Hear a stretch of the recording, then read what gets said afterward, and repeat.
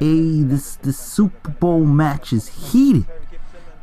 Look at them score those touchdowns, the Seahawks, the Patriots.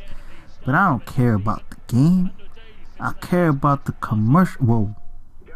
Holy shit. Whoa. So Sony never said this was coming out. When is this coming out? Whoa, wait, whoa, February? I gotta pre-order this right now. Eventually. Wait. 5 hours? Not a speed run. Kotaku with a negative review. What the fuck? What? Let's get something straight. The Order is just mediocre on both grounds as a game and a cinematic experience.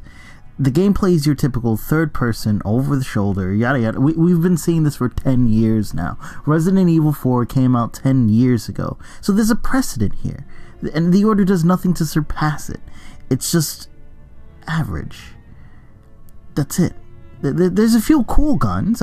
There's an electric gun, an air gun, and a freaking thermite and magnesium gun, but that's as far as the creativity goes, and honestly they're no better than your standard sniper, revolver, shotgun, M4 and whatnot. And you don't really come across them that often. And I thought I'd be fighting werewolves and shit. Every trailer, every piece of gameplay I've seen thus far has shown nothing but these things. Why is it that for 90% of the game I'm facing nothing but Englishmen with guns? And you want to know something? You want to know how many werewolves I fought in the normal difficulty? Like 10 freaking wolves, and it's such a whack fight. They just run straight at you, and oh, here's a button prompt for you to dodge, and then they run back in the same straight line and then come right back at you again. Hell, they even introduce vampires. Fucking vampires. A fucking warehouse full of vampires, and you fight zero.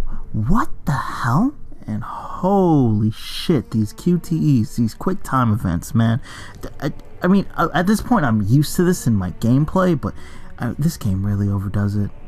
It really even counting. Counting is a QTE. It's a button prompt that comes up on the screen, and the homeboy Galahad has to go 1, 2, 3. Why? The overabundance on QTEs.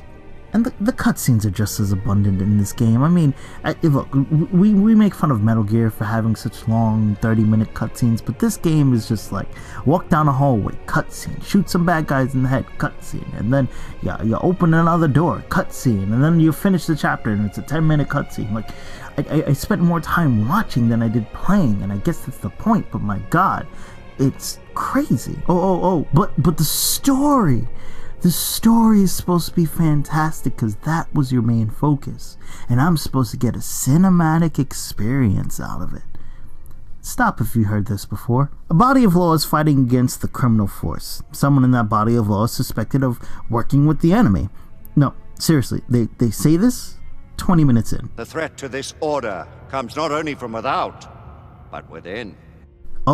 Wait, it looks like so-and-so could really be the bad guy. He's our friend, but he's really suspicious. Oh wait, he died.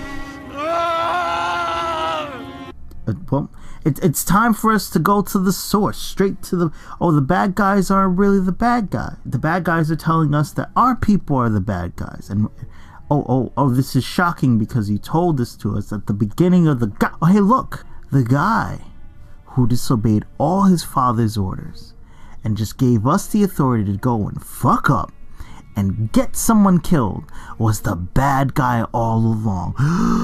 Who would have thought?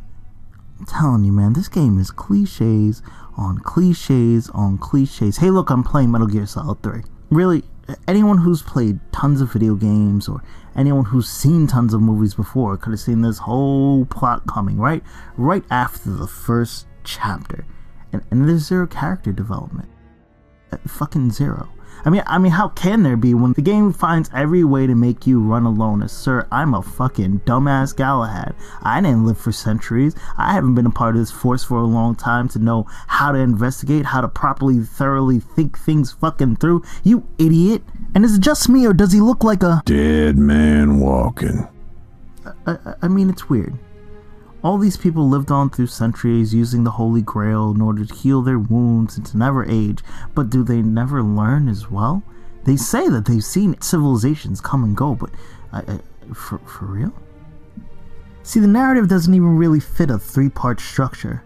It takes about 4.5 hours to build up, 30 minutes for the climax to happen, and then about 1 hour for the falling action to take place. Like, just when the game finally started getting interesting, and just when all the quote-unquote twists were going on, the game just ends. It's credits. That's it. Out of nowhere. Are you serious? Just when the real action was taking place, when everyone was having this oh shit moment, and I didn't know what Galahad was going to do, where he was going to go, it got real exciting once it wasn't predictable anymore. It just ended like that. Now, this does mean that it did take me 6 hours to beat the game, and I'm not the world's best shooter. Okay, I played it on normal, sure, but I'm really, really bad at shooting games. I died a lot. I did try to look for some of the background stuff, but once I started collecting music instead of actual parts of the backstory that could be fleshed out, I kind of stopped near the end. It didn't really become interesting. What sucks is that the game doesn't play badly at all. It would have been awesome if there was more gameplay to flesh it out even more, or more things to experience. If there was a multiplayer mode, yeah, that would have been something to at least turn back to. Or if there were decisions, maybe further immersing me in the cinematic part of the game, then yeah, that's something I would go and revisit and see what decision does what. But there's really no reason for me to play the game more than once. Now, people want to compare this game to other PlayStation exclusives like Heavy Rain, released back in 2010.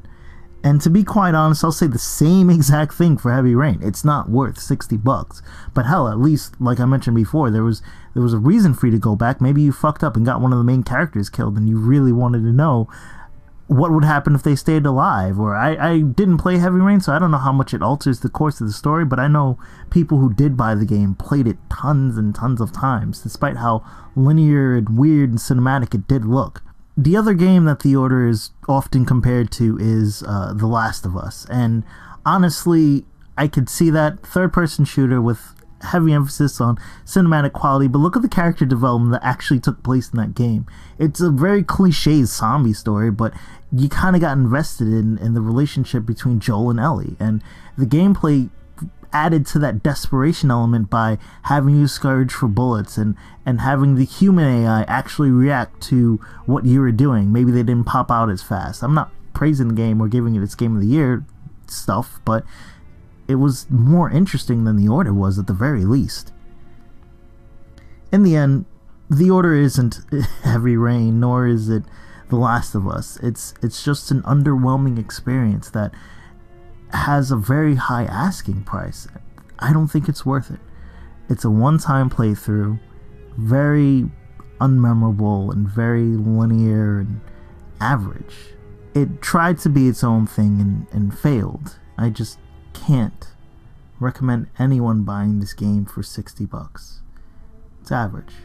And that's all the scores it got, 5 and 6s. Maybe it was above average because of its graphical and sound quality, but yeah, that's as high as it'd go if I were to give it a score. #BG.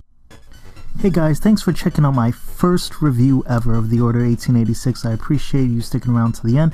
Please leave a like and comment if you thought it was good or if it was bad, and subscribe if you want to see more content. I'm pretty sure we'll be going to a haunted pizzeria next.